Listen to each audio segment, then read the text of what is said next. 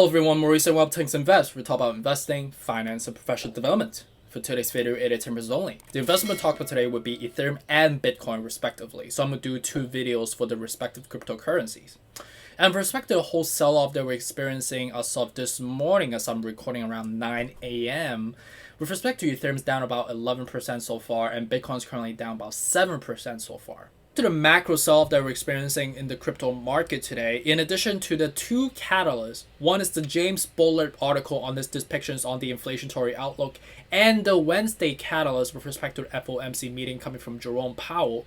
We have a third negative catalyst as of today, coming directly from China on its intensifications of the crackdown of crypto mining. So as of today, more than 90% of China's mining capacity is estimated to be shut down at this very moment.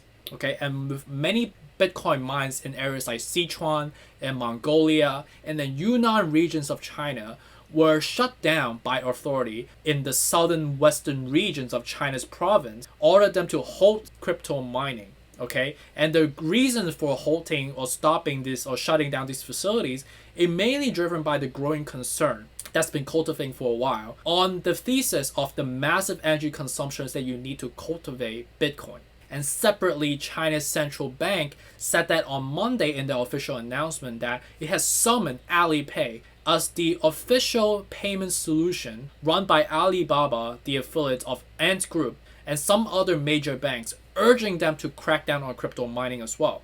Okay, as a macro level in China, the whole overall economy has already banned all the financial institutions from providing crypto-related services as well. What's the rationale behind all this environmental efficacies or energy conservation all in a sudden coming from China, right?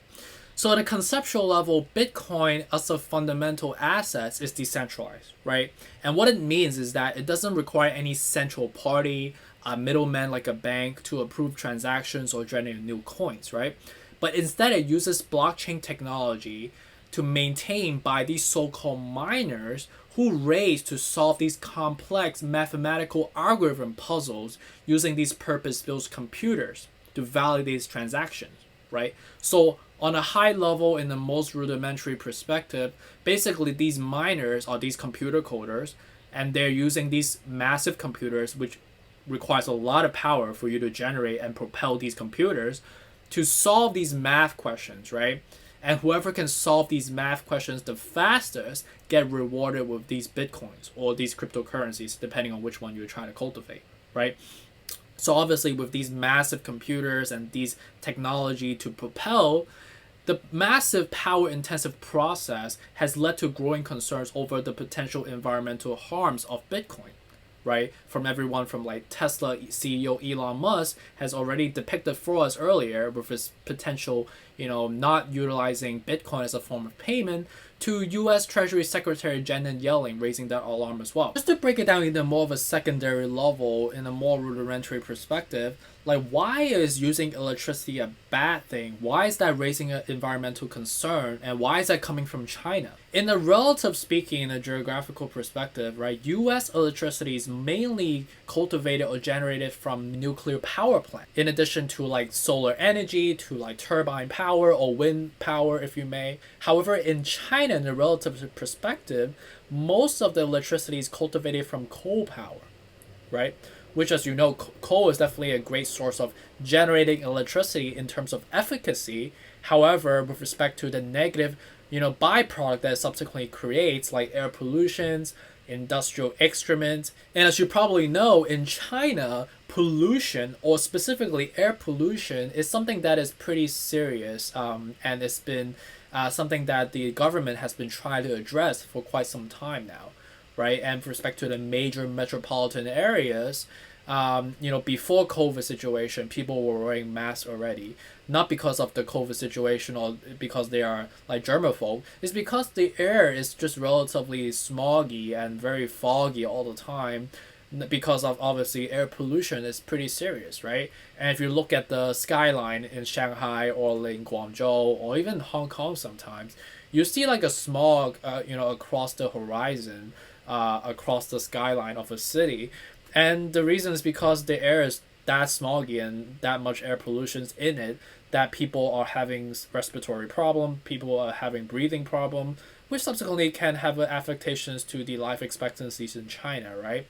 So the health concern is definitely real, and I understand why that with respect to the direct correlations to Bitcoin mining on the environmental efficacy side perspective, how this could be raising a concern. So knowing the fact that with respect to this third negative catalyst consecutively, for Bitcoin we've broken that resistance level, the $34,500 level, and for Ethereum we've broken that $2,000 level. So I'm gonna go through a technical analysis to see what level should we be looking out for going forward, what are the levels we should be dollar cost averaging at, and my price talk for you in 2021 as well. So stay tuned, stick around, let's make some money.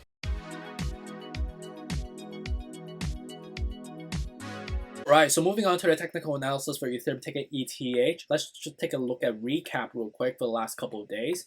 You could see that ever since on the 15th of June, which is basically on a Tuesday, ahead of the FOMC meeting, and after FOMC meeting, because the positive depictions around the economical outlook going forward will subsequently have that anti-correlation effects with the equity market versus crypto market, which subsequently drove some sell-off, right? And then on Sunday, as you recall from my last video, James Bullard's article around his depiction and how that kind of contradicts with, Jerome Powell's depictions around the timing of the inflationary affectation, which subsequently drove a little bit more selling pressure across the crypto market, right? So selling down from the $2,340 level to the $2,183 level. Also with respect to the Father's Day affectation that we had during the weekend. So net they were kind of canceled out, right? And with respect to today, we saw another negative article. So it's like 3 consecutive negative media affectation that we've been cultivating for this time so far, just in the last 1 week so far, right? And with respect to like midnight all the way to like early this morning, we sold down all the way from the $2,150 all the way down to the $1,891 level, right? Which is a newly formed resistance level that we've had, that we never had historically. That right now we are kind of bouncing up, right? And is this more like a dead cat bounce, or do we see more sell-off going forward, right? We could take a look at this real quick, right? You could see that with respect to the level of consolidation that we've had, right? You could see that we tested this at one point, right? At the low 1900 or like the 1891. And the level basically correlates with this level that we've had historically that we tested on April 7th.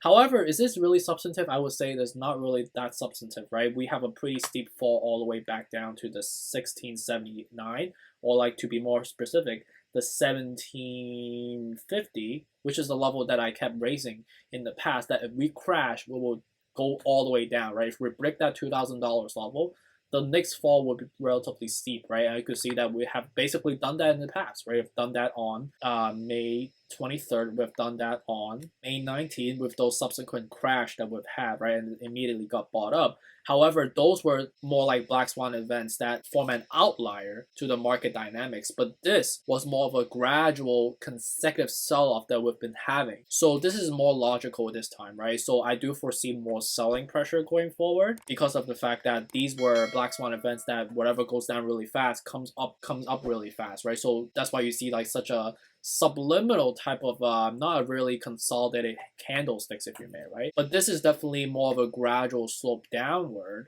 and we definitely broke the wedge right now. So I do foresee some more selling pressure because we are kind of floating in the air right now. If you look at the current level, and I draw a line here, right, you don't see anything that we are substantively testing in the past, right? With respect to this line, with respect to this candle, we're basically in between the lines right now, right? So for us to really have some substantiveness around it, we have to go down all the way to the 1750 or the 1750 to be more specifically, or 1736 if you want to be very precise around there, right? So I do foresee us to be selling there, despite the RSI being oversold right now. You can see how overly submerged we are. As I've been telling you guys, we've been highly over submerged, but because of the black swan events that we were not expecting, it happened, right? The black swan event happened today with another consecutive news that right now you could see that the MACD is crossing down, and you could see that with respect to the crossing was relatively shallow couple of days ago, right? And it crossed down. Now it's forming a relatively large gap in between, which is mainly driven again by the news article, right? We should be selling a little bit more, right? Down again, right? And I think we might have a little bit of a slight rebound first and then go down a little bit more because again, right? The level of substantiveness is not strong. So we need to like self-correct on the MACD level, slowly subside, and then eventually curve back up for us to have that rebound going forward, right? But for us to do that, we need some ground for us to bounce, right? Because right, you can't bounce off of air at the moment. That we need to go down to the $1750 level. So I would hold off buying it now. I know I bought yesterday, 5 Ethereum around like the 2000 $60 level, contingent on obviously no black swan or negative catalyst that we'll be seeing today, but it happened today. So the next level that I'll be buying at or eyeing the level would be again right the 1750, right, the $1730 level that I'm looking forward to having, despite us like kind of subsiding, right. So hopefully this is helpful into formulating your executions right now. I don't think the dip is officially completed yet. I think we should have a little bit more of a sell-off. Right. So just to recap on all the numbers that we talked about today in the technical analysis, I believe the $2,000 level is a good psychological resistance level that we could be buying in if you think about long-term wise. But however, we have broken that resistance level, right? That was a very strong resistance level that we've broken, that we should be going down further to the 1920, which is the first level of consolidation that we've had back in April 7th this year. However, with respect to the substantiveness of that level, I think we should be breaking through that despite us like kind of rebounding slowly. But I would say it's more like a dead cat bounce consolidation that we're occurring right now, despite like being up from the 1891 that we tested earlier this morning or later this night, depending on where you are internationally. That I foresee us to be going down to the 1750, which is the true consolidation substantive level that we've tested before, that we've tested at least 12 times of consolidations in the past. That for me personally, I would be buying at that level if we get there. But if you want to be buying it at 1920, that's fine too. But just know that we have a relatively steep fall from there to go down, knowing the fact that the level of substantiveness is not as strong compared to 1750. With respect to corporate adoption, $9,000, 20% corporate adoption, 4.5 times your money if you're buying at this level right now. For there, with respect to my technical analysis on Ethereum ticker ETH, hopefully this is helpful, give you that clarity and transparencies on how you should execute your trades going forward and what levels to dollar cost average. Please give me any questions. If you have any questions, happy to address them even further, explain or break down like concepts or subject matters that you would like me to address on a little bit more. And please hit the like button, subscribe, and also the bell notification bell. And have a great rest of the week as well. Take care. Bye.